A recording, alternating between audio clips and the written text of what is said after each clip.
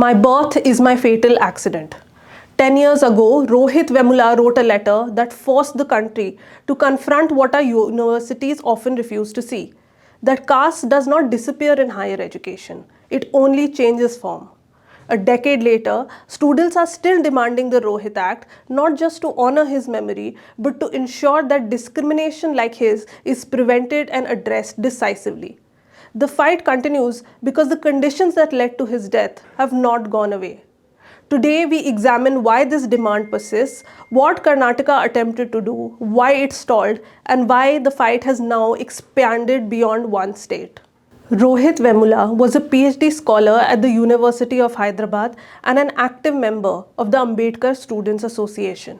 In January 2016, after facing institutional harassment, social boycott and suspension by the university administration, he took his own life. His death exposed the deep-rooted caste discrimination in India's higher education system and sparked nationwide protests.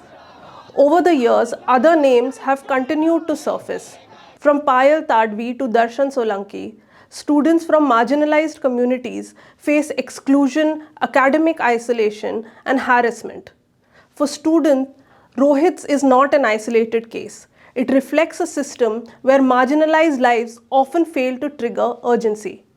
Discrimination in university rarely announces itself openly. It often operates quietly, in classrooms, in evaluation systems, in access to supervisors and fellowships, and in the absence of mental health support. Universities do have equal opportunity cells and internal committees, but students say these bodies are often not accountable to those they are meant to protect. That is why the demand for a Rohith Act remains urgent.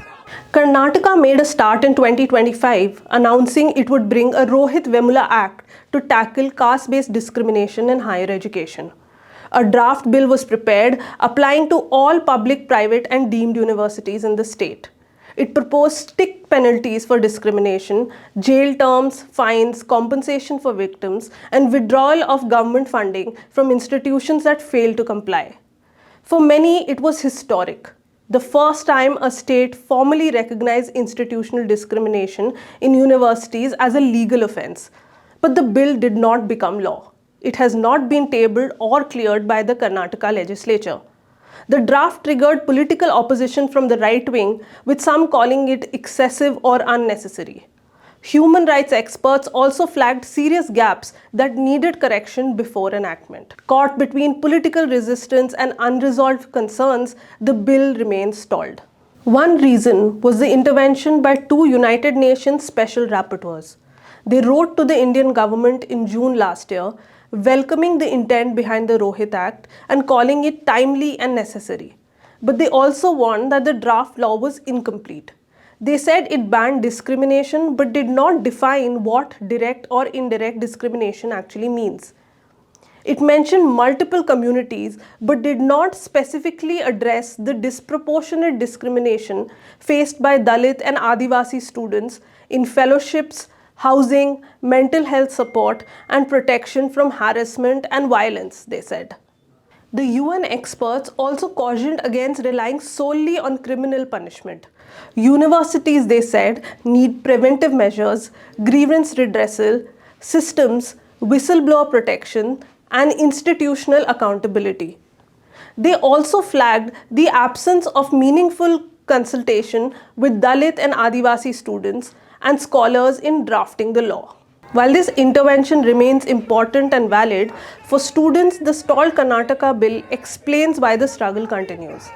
A decade after Rohith's death, there is still no comprehensive law addressing institutional discrimination in higher education. Students argue that inclusion cannot be built through punishment alone. It requires accessible classrooms, bridging and remedial academic support, and shared responsibility from institutions, not just resilience from marginalized students. This is why student unions like Jawaharlal Nehru University Student Union are demanding a pan-India Rohith Act. They want the act to legally recognize institutional discrimination, making caste, religious, and social exclusion punishable offenses. They demand accountable grievance redressal mechanisms with student representation, time-bound inquiries, and powers to act against faculty or administrators who discriminate. They say the Act should also include preventive measures such as sensitization programs, accessible classrooms, remedial classes, and stronger equal opportunity cells answerable to students. At its core, the demand is for a binding national law that forces institutions to prevent discrimination rather than leaving the burden on students.